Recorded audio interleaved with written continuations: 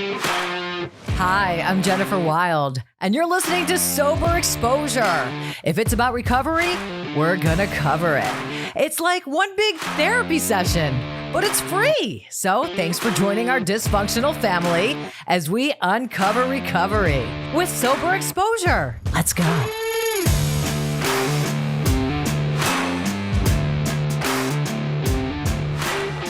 And he's here, David Arnold. Oh my God.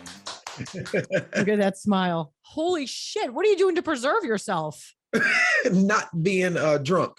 Well, listen, I wasn't drunk the whole time. And look at me. I look good, but I had a good surgeon. So, all right, you guys, we've got David Arnold, and David. I know him as Woody.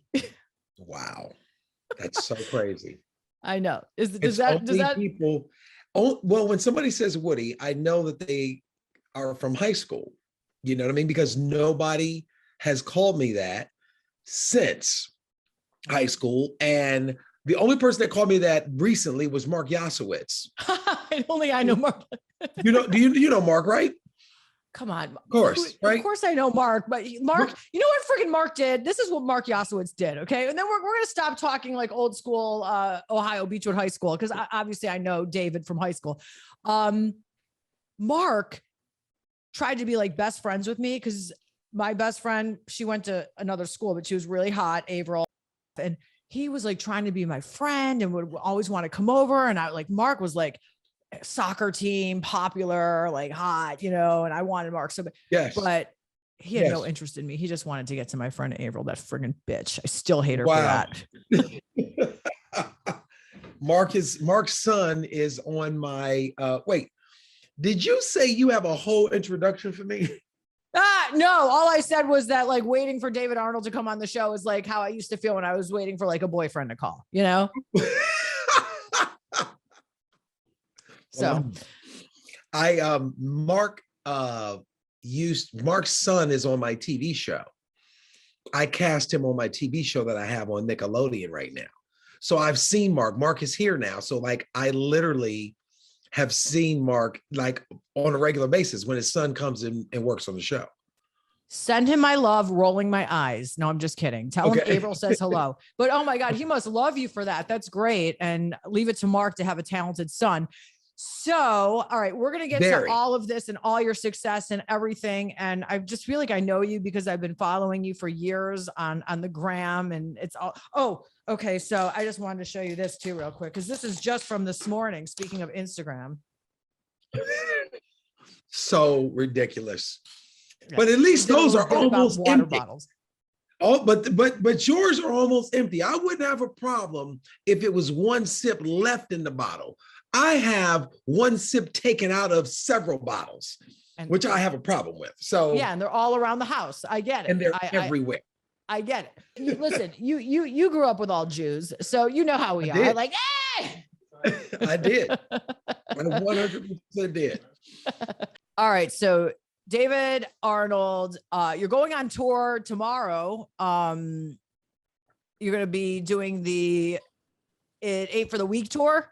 Yep, my stand-up comedy tour. It ain't for the week. I'm in San Diego tomorrow night. Start tomorrow night, this weekend. I think this is city. Let me see. This is city 10 or 9 of 20. So I'm almost halfway through as I get ready to prepare to film my second Netflix special, which I'm doing in Cleveland, Ohio. I'm going back home, and I'm doing it at the Hannah Theater on January 29th. I can't wait. I want to talk about that and how surreal that's got to feel for you too and everything. Cause that's like, I just got chills for that, really, seriously. Wow. And we're going to put your whole schedule, because by the time this drops, San Diego is going to be come and gone. Yeah. But anyway, so David, did you even remember me in high school? Because my memories of you, David, Spanish class, you and I were like always like the fuck ups in Spanish class. You football team, football jersey. Yep. Yeah. Football team, football jersey. Well, yeah, you would be. I mean, they go hand in hand. If you're on the football team, you're wearing a football jersey. I remember you wearing a football jersey a lot. Yes, I did. Mm-hmm. And then I remember being in my car, and you had this plate, And on this plate was this particular substance that we used to partake in high school, cocaine. Wow. Was it We in high school? This was high school, man. We were doing blow together in high school. Absolutely. Yes. Oh, yes. That I don't remember. Yeah. But I believe you. With JB, remember him? Everyone used to hang at his house, Bulger. JB. Wow. I Yeah. do not remember this. Listen, I can't tell you what I had for dinner last night, but I will tell you what I did in 1986. I'll tell you what I was wearing. So this was our senior year? I was 2 years behind you. So wow, yeah. So this was my senior year. You were a sophomore. Yeah. Mm-hmm. Oh my God. My daughter is a sophomore. I know. Isn't that scary? Oh my gosh. Oh God. I've seen your kids. They're not doing what no, you were doing. They don't even know what this world is like. Yeah. No. Julie would have no part of that shit. She'd have that like she never smoked. My wife has never smoked weed in her life. I love that. Yeah. I just had an interview on my sober podcast. I had Brimstone, who's a pro wrestler, and he was talking to us about what he's doing. And he's like, yeah, I've never smoked a joint. I'm like, what? Who's never smoked a joint? So anyway, I was surprised though and I don't remember when it happened that I found out that you and I shared this particular drug of choice that brings you behind dumpsters and sucking on things I don't want to talk about, at least. Not me, but yes. I've had many men on here saying they have, you know what I mean? But I do talk about this in my in my next stand-up special. Do you really? Go. That's awesome. Because I noticed that, like, yeah, I haven't heard you talk too much about addiction in your stand-up. I talk about it big time in this next special, the show that I'm working on now. I talk about my addiction in this special. I can't wait. Okay, so I want, like, why don't you just give us just kind of like pretend like we're in an AA meeting, but like without all the boring uhs and ahs. Just give us like a 3 to 5 minute David Arnold life story. Oh man. Well, I mean, I started, I guess, experimenting with drugs when I was probably 12, 13, and it was because my aunts and my uncles and my mom and my stepfather, everybody smoked weed. Everybody was smoking weed. That was just the thing, Mm-hmm. And so, I quickly became intrigued with that because it was everywhere. And I just remember, I do remember like 8th grade, Beechwood Middle School is where even though I had been exposed to it a little bit before, I remember around 8th grade is when I started to look for it on my, like, you know what I mean? Like, I felt like that was the normal time when I was looking for it, or I would grab some from my parents and keep it. And, and I would smoke before school and, and then by the time I was in Beechwood High School, I would smoke, before school. I would go to school stoned. We all know. Yeah. And it's just, this is what I can say. It progressed, as it progressed. It was that. I mean, obviously you're telling me you remember us doing cocaine in high school, which I do not remember, but I do know that I experimented with it. You know what I mean? Like, I remember it in like our graduation, my senior year at somebody's party. And then as I, doing it at somebody's party, graduation party.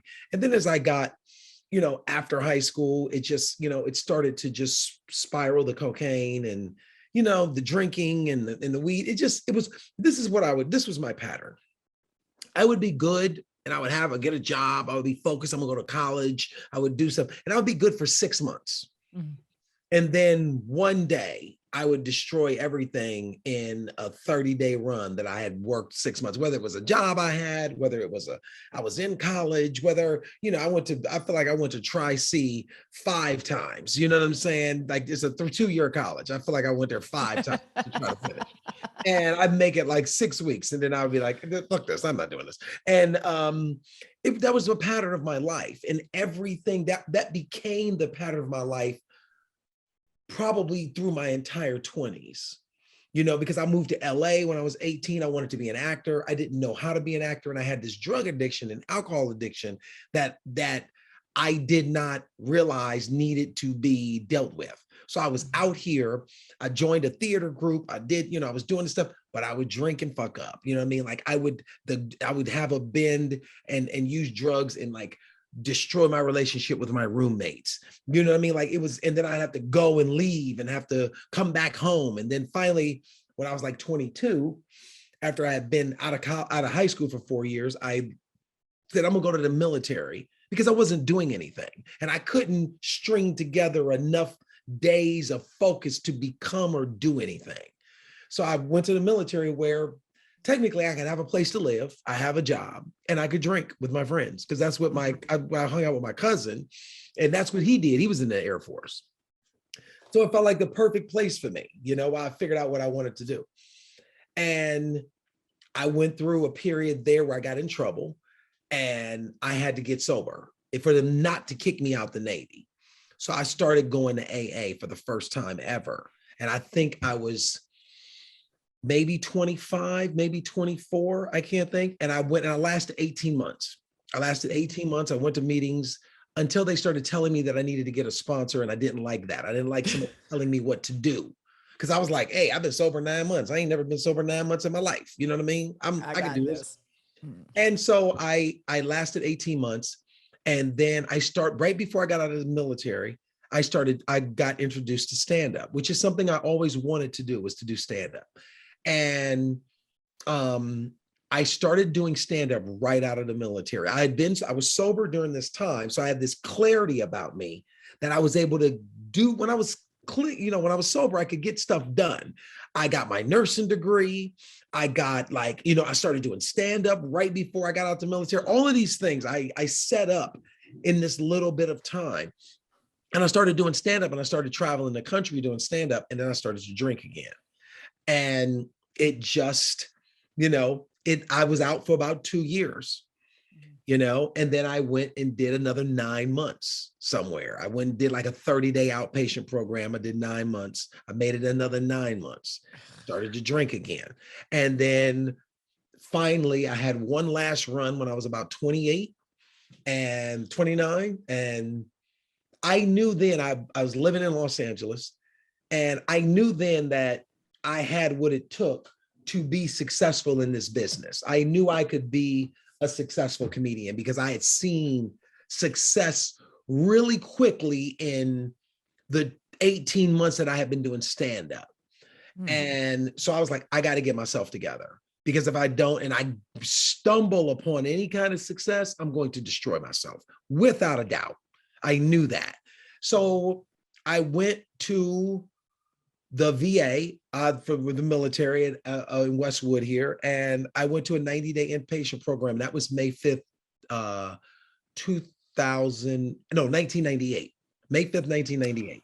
Oh my God. And I got sober, and I have been sober since then. And that's been 23 plus years. And, it's, I still, you learn so much, but I basically 13 to 30, all those years were just a spiral, a hamster wheel. I call it the hamster wheel of me just doing the same thing over and over, me just keep going back and doing the same. And then that's what it was. And now, my life, I've been married, 18 years. My daughters is 14. God damn. I'm sorry. God damn. I can't pull it off. I tried. And it's just, and like my wife, when I met my wife, I've been sober for 5 years, so she's never known me to, she knows I'm sure I have a lot of the isms still, that alcoholics have, but I don't drink, and I don't use drugs. And your kids never had to see that either. No, they don't know. I mean, they're going to find out through this stand-up special that their father used to be a partier. They don't even know that you're in not recovery. Really. No, wow. not really. You know what I mean? Like, I think they're at that age where it's time to have a conversation with them. But they know that I didn't do great in school. So like when they know all of those things. And it's so funny because they're like, well, you didn't even go to a regular college. You graduated at the bottom of your class. Yes, you did. No, yeah, and I did. I literally graduated from our high school class. I was at the bottom. First of all, that's why we were in the same classes together, because I was in all the dumb people classes. I don't care. I'll say it because I know I'm very intelligent. I just didn't, my grade point average at Beechwood High School was literally 0.8. I didn't even get a 1 point. I don't know how you could do that. You How could you graduated do with that? a 0.8? A 0.8. I graduated with a 1.8. Okay. So you got the one there. At least we're doing, Wow. Yeah. Oh my God. Yeah. They had the list. I'll never forget. They had a list of everybody. I can't believe they would put their grade point averages up there. But I remember I was the last one. And I mean, So was I. I was the last one. Jen and My class. I graduated in the bottom of my class. And then this is what's funny. I was in Cleveland 2 weeks ago, 10 days ago, and I went to Beechwood High School, which I have not been there in 35 years.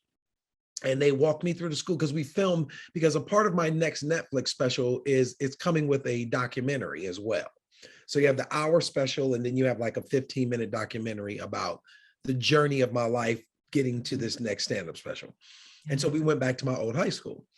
And there I went through the high school, and I didn't know this, but they have what they call a wall of success in Beechwood. Are you on it? I'm about to be. Yeah, you better tell me I'm on it. If I'm not, lying to me. No, I'm being inducted into it. So we're going to film it when I go back to Cleveland in January. Oh, Mazel Tov. That's awesome. That's so really good. Well deserved too. Awesome. Yeah, it's amazing to go and graduate from the bottom of my class and now be the second person from our class from my class, 1986, that is on there. That's that right there is inspiration. That's what I do this podcast for, is inspiration. And if any of you out there are losers like us, you too could get on the wall of fame and have yourself a Netflix special if you stay sober. Right there, man. That's it's a whole different, it's a different world. My life is different now. Okay. So like you didn't do any acting classes in high school or anything. When did you decide that was, did you? I was in a drama class. I was in drama and theater and stuff. So you're always into that. Okay. I was always into that. And I did a lot of stuff outside of the school. It was a theater company called the Caramel House, which was a very popular theater company in Cleveland. I was involved in that. And then when I got out, I started, I did drama classes, or I did acting classes here in Los Angeles too. So I've always been involved in some kind of, in that world, in that space, but then when I started doing stand-up, my focus was on that. When I started, you fell in love with that. Is that what you fell in love with? Mm-hmm. It just came easy to you. So, I mean, I just respect that so much, because my journey took me into radio. Yeah. Mm-hmm. And that's just because I was chasing tour buses at the Beechwood Marriott, hanging out behind the, right. And a guy that I worked with, he's in LA, Lou Santini. He doesn't get to say that he's David Arnold status, but he's making a living in Hollywood, and he tours around, and he's funny. He's a stand-up. Yeah, he's a stand-up comedian. Nice. Exactly. Okay. And I was just always so envious when he's like, I'm leaving radio and I'm pursuing my dream as a stand-up comedian. And not to make this about me, but I always wanted to do that. But the thing is, I could never get the sobriety enough, like you said, to be able to succeed in anything, because I would self-sabotage and fuck up all the time. And the only industry that accepts that is a rock and roll radio station. Yeah. Right. Yeah. So, I mean, and it takes a lot. Like you have to, you write your own stuff, and then it's like, how do you remember it? I'm just curious. How does it work when you're a stand-up? Well, there's different stages to doing this. I mean, I think in the beginning, as a stand-up, you're just learning how to be funny. You're just learning how the timing and how to exist up there on the stage and control your nerves in front of people. And that, for everybody, it's different. There's no blueprint. Everybody's different.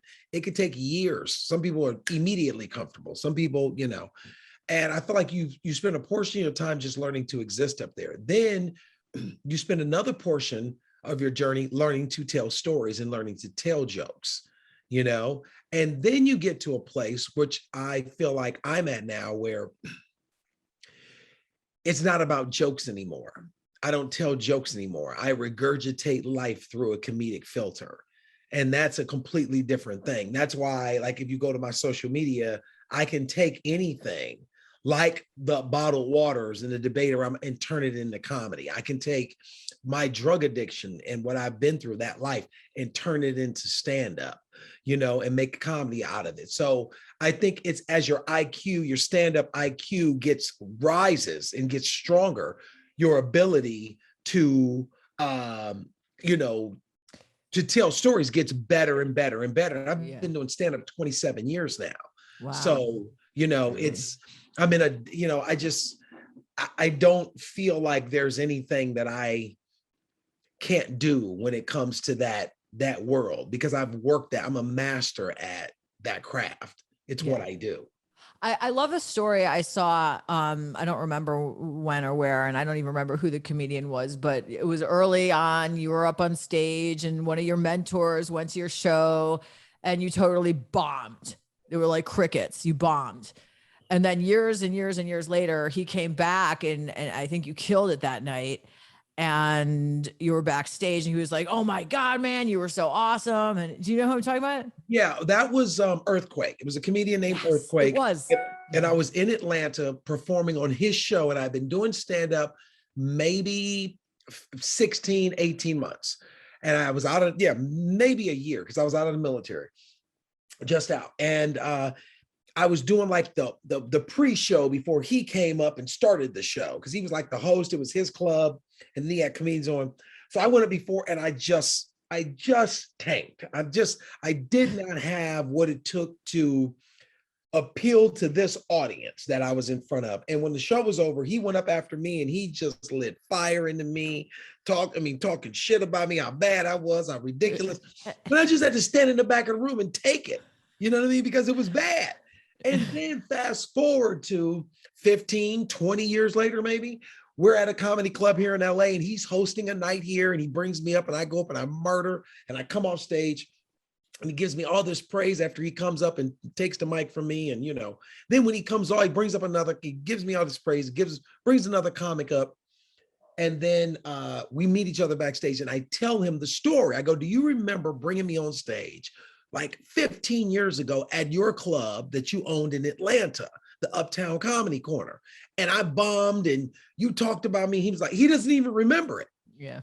He doesn't remember it, because comedians, we don't, we're focused on our thing. And it was just full circle for me to stand there with a guy who is so funny and have this experience where he saw me tank, and then this experience and I just did his podcast yesterday. He's on Sirius XM Radio, the Kevin Hart's Laugh Out Loud network. And I literally just did his podcast yesterday. And wow, that's weird that I brought that up, because you posted that a couple of years ago. Yes, it's weird that you brought that up, because we talked about it again, and he gave me a lot of praise, and he complimented my current Netflix special that's streaming now. And it's just good. It's just from doing the work. You know what I mean? It's from doing the work and being around. And it's like anything. It's like when it's the same thing when you're sober, when you're getting sober. It is work. The first part of it is eliminating the drugs and the alcohol, which a lot of people always think that the drugs and the alcohol is the problem, but it's not. The drugs and the alcohol have been the solution to whatever the problem is. And until I removed the drugs and alcohol, I could not deal with whatever my problem was. You know what I mean? And so it took me time to, you got to remove that I had to remove that from my life. And I had to allow the smoke to clear, because it takes time for the smoke. I went to rehab and I went to meetings. I know for the first 5 years, easy, maybe 7 or 9, every day. I was going to ask you that. Okay. So you had an AA regimen daily. Yeah. Because when I went to my 90-day program, we had to go to, I want to say they said we needed to go to 2 outside meetings outside the rehab a week, minimum of 2. And I remember this is my 3rd time getting sober now. So I've collected enough data to know that if I drink or if I smoke weed or it's going to take me back to where I was. It don't matter. It's just a matter of how long, but It's eventually going to take me back. So when they said you only had to do 2, I remember going every day. Because you're a great addict. Well, and because I did not want to go back there. I had had enough.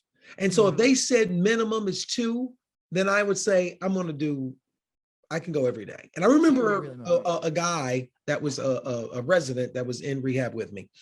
And I remember seeing me, they would see me, they see you leave and I walk off and go off and do. And he was like, where are you going? I said, I'm going to a meeting. He's like, we only got to go to 2 a week. I said, yeah, but I need to go every day.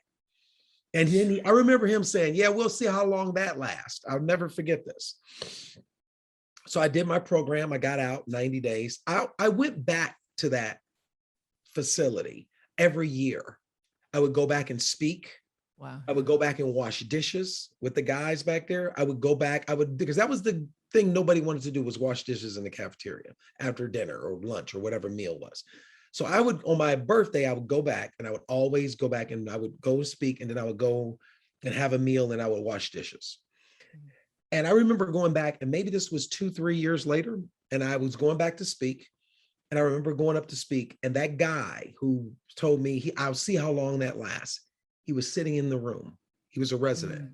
So that means he obviously had come back again. Wow. Yeah. Yeah. It's always saw me, right. And when he saw me, we exchanged, but there was nothing to say. He knew and I knew. So do you think he remembers saying Of course he remembers. Okay. He remembers. Of course he remembers. Okay. Because the look that we exchanged says that we remember. And I remember leaving saying, man, it's good to see you, bro. Take care of yourself. Like that. There's nothing to say. There's nothing to say. You know what I mean? Like, yeah, fuck you. I knew you wasn't gonna make it. See, I made it. Like, because I'm one drink away from being right back there again, too.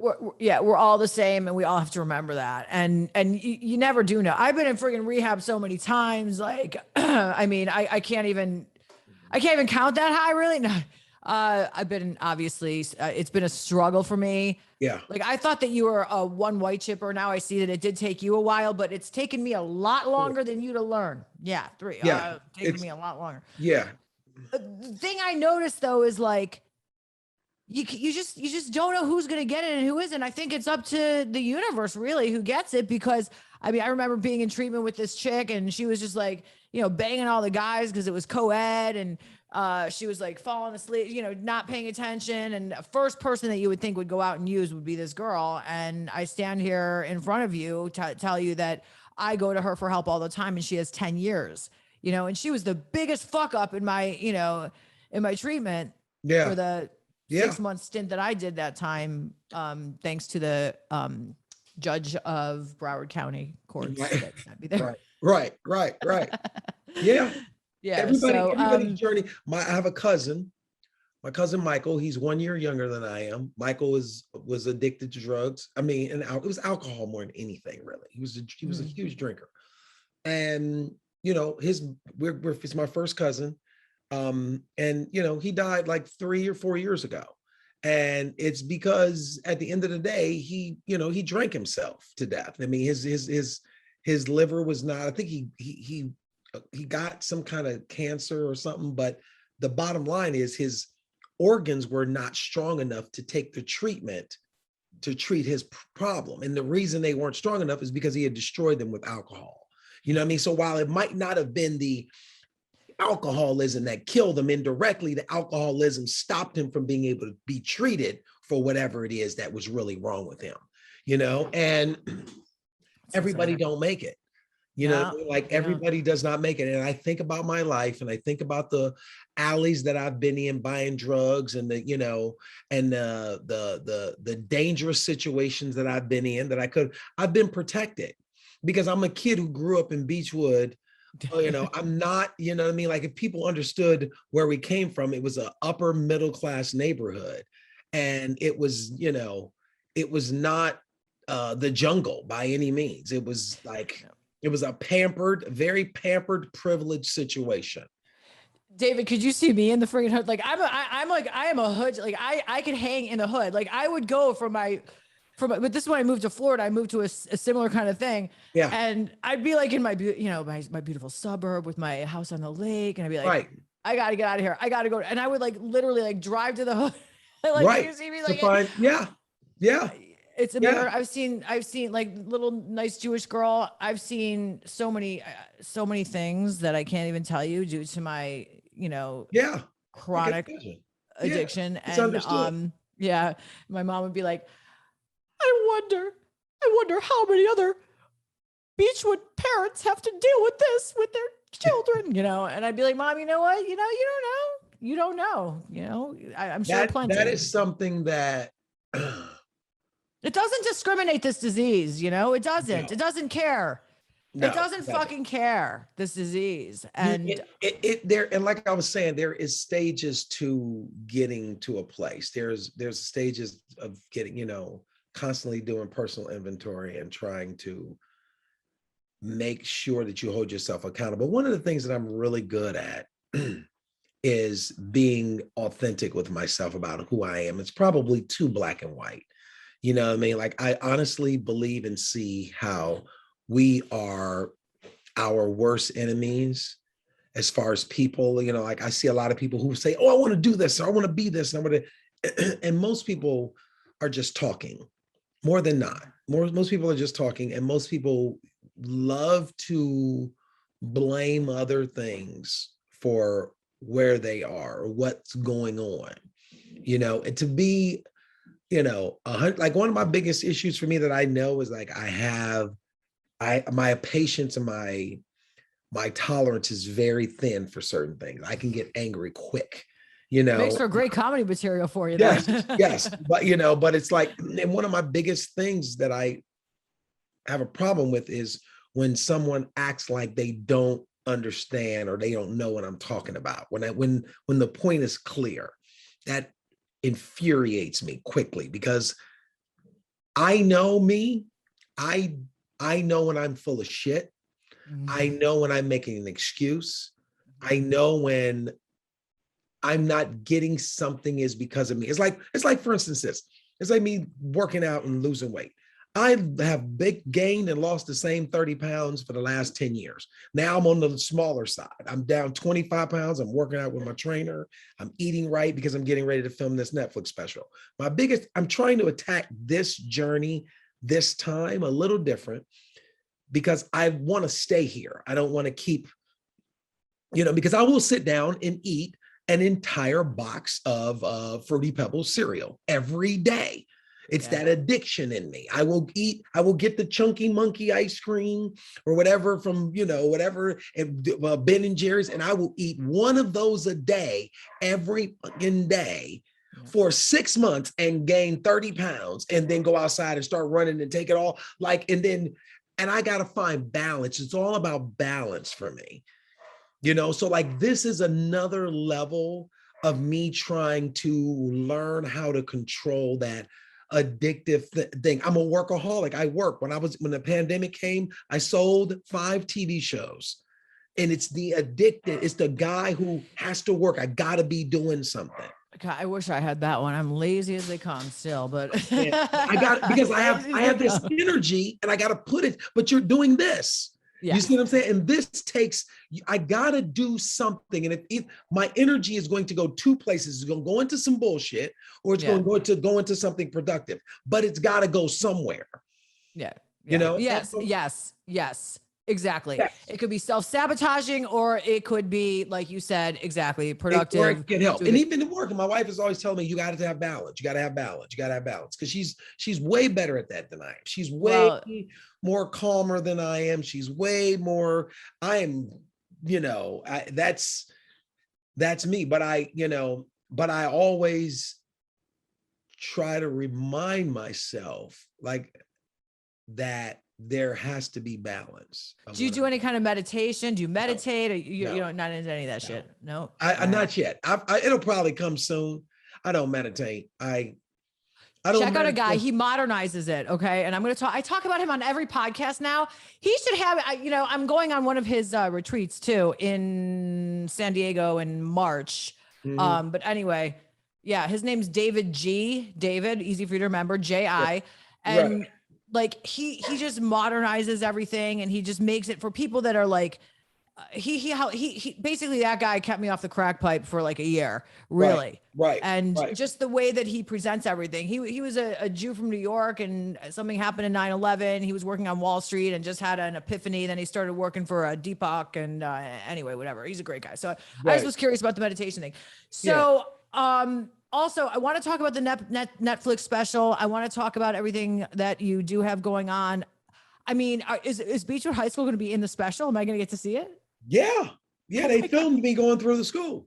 I Oh, heard they redid it. Did they They redo it? added, they spent like $34 million in that school. It's a whole different school. It's Wow. unbelievable the way that school looks. Like, I was like, what? It's crazy. It's Wow. a completely different space. So It how, blew me away.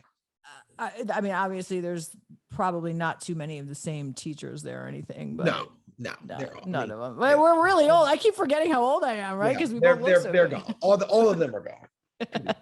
Not dead, but I'm just saying, like, not Yeah, dead. they're no longer. A couple of them are like, Yeah, yeah, anyway, like some of the yeah. best ones. Anyway, only the good die young, right? So the Netflix special, the first one was awesome, loved Thank it. you. My boyfriend and I, big fans, watched it and It's loved it. called And Fat Ballerina. I couldn't remember the. Yeah, Fat Ballerina. I did it. It came out the week of the pandemic. Yes. And that was a blessing for me because everyone was locked down at home. And so everybody watched everything on Netflix. And it did really, really well. And Netflix came back to me and was like, we want to do another one. And it got the attention of Kevin Hart and Lena Waithe. So they are the executive producers of this next one that I'm getting ready to do.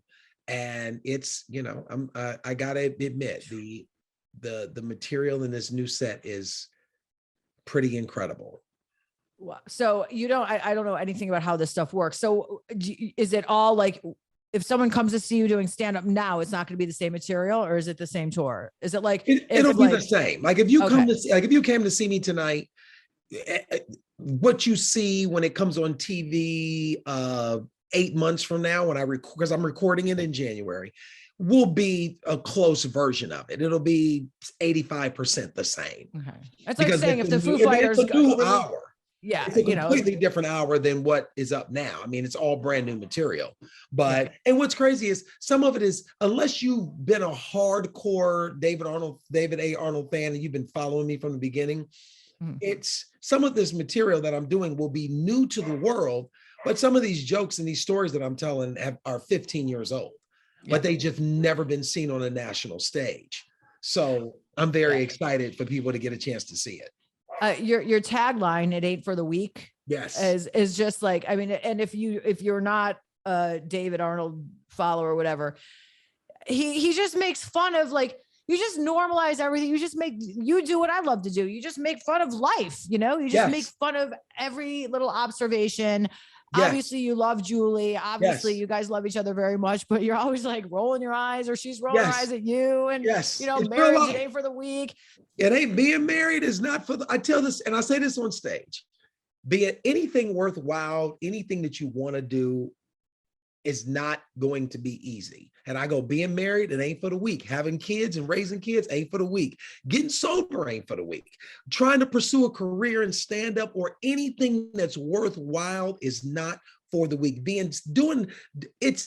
And so I talk about that and touch on that throughout my stand-up and as I take people through this journey of what life has been for me and what it's like. And a lot of my stand-up is all about family and kids and marriage and, relationships. And it ain't for the weak. It's just not. And I just started doing it on social media. I started posting videos about 2 years ago.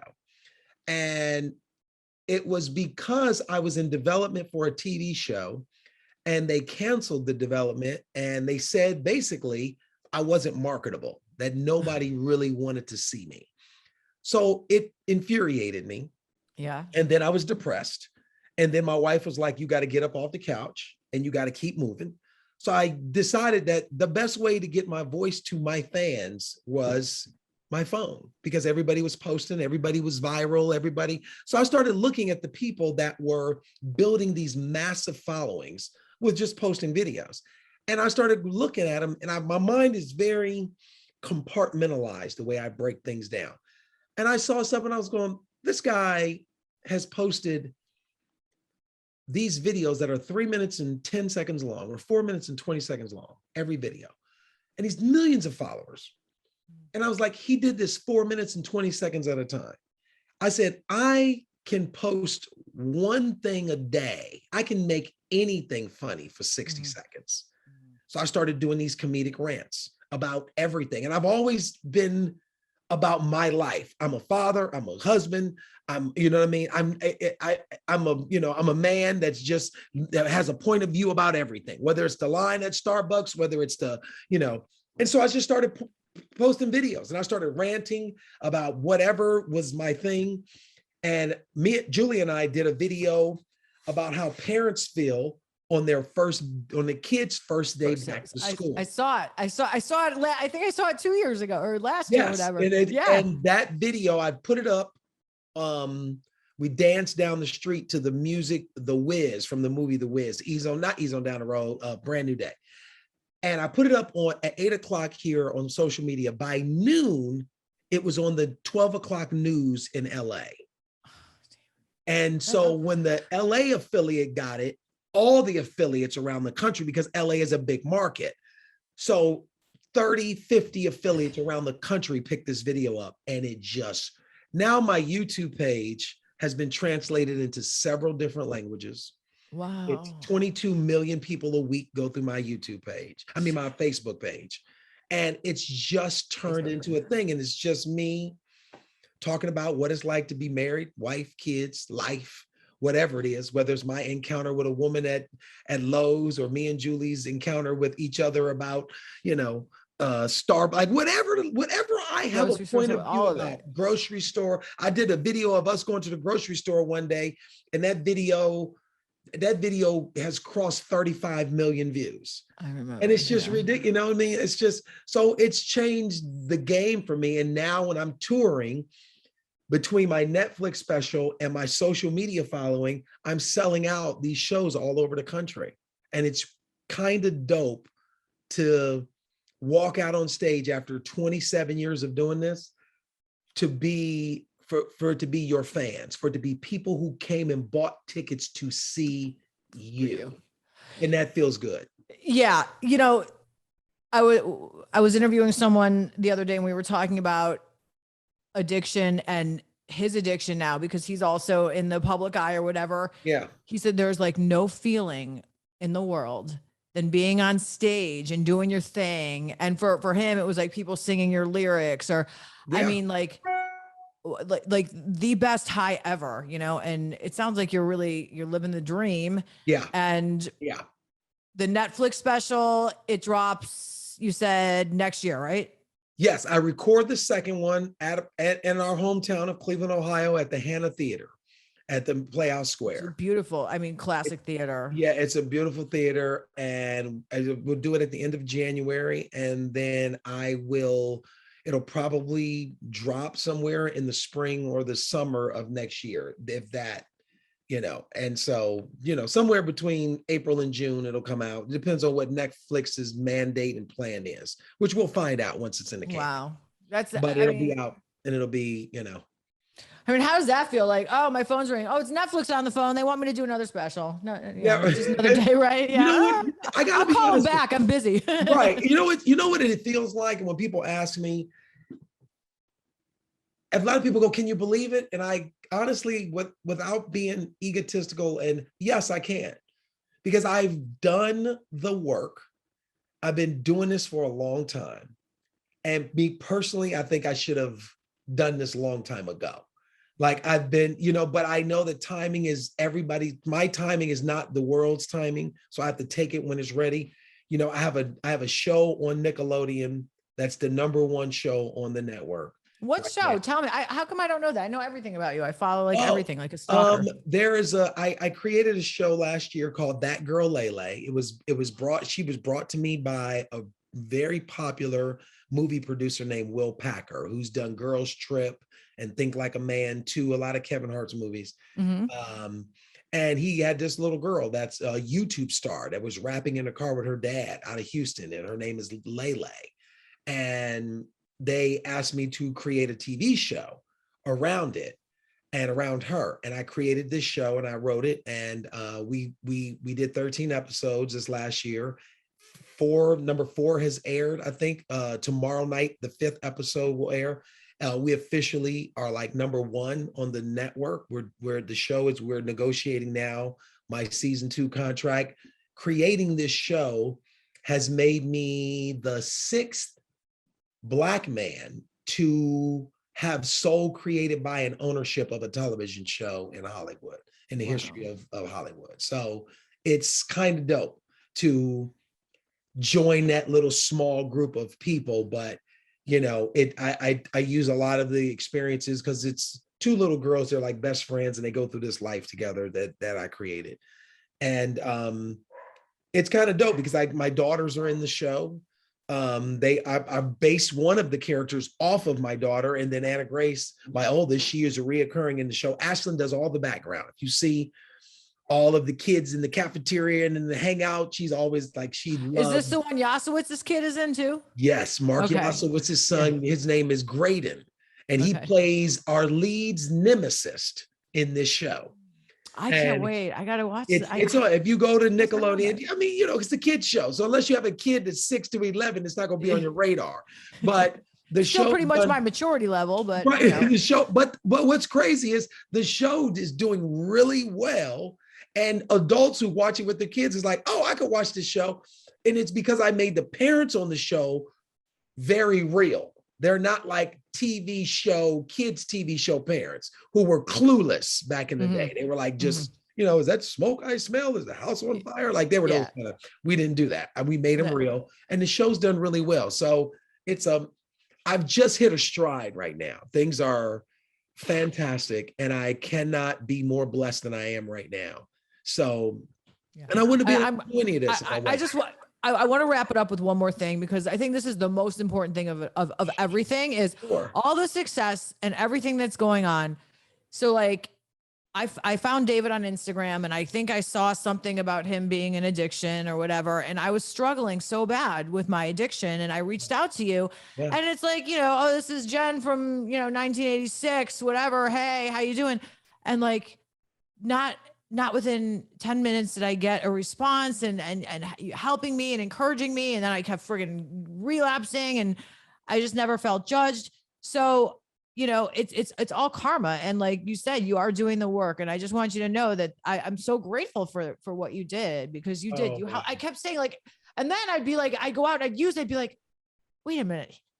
I can't, like, I just told David that I had like a week. I can't go out and freaking get high again. And then I would still go out and get high anyway. But, yeah.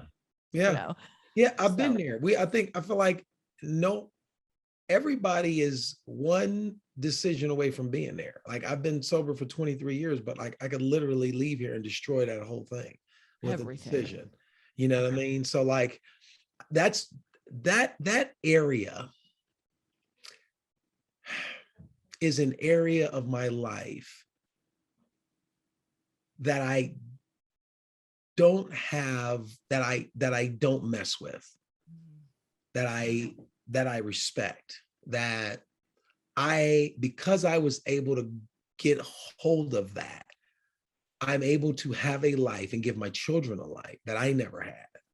And while I have a lot of flaws, a lot of character defects, that by no means am I perfect on any level, that one thing, by being sober, it allows me to be present, to make sure that one of the biggest things I pride myself on is the fact that I take care of everybody in my life, you know, my wife and my children. I really pride myself on being able to say to my wife, whatever you want, just go, you know. Wait a minute. I saw something with your wife with friggin' like designer bags and all this shit for her birthday. Was that real? That couldn't have been real. No. Yeah, that was for her 50th birthday.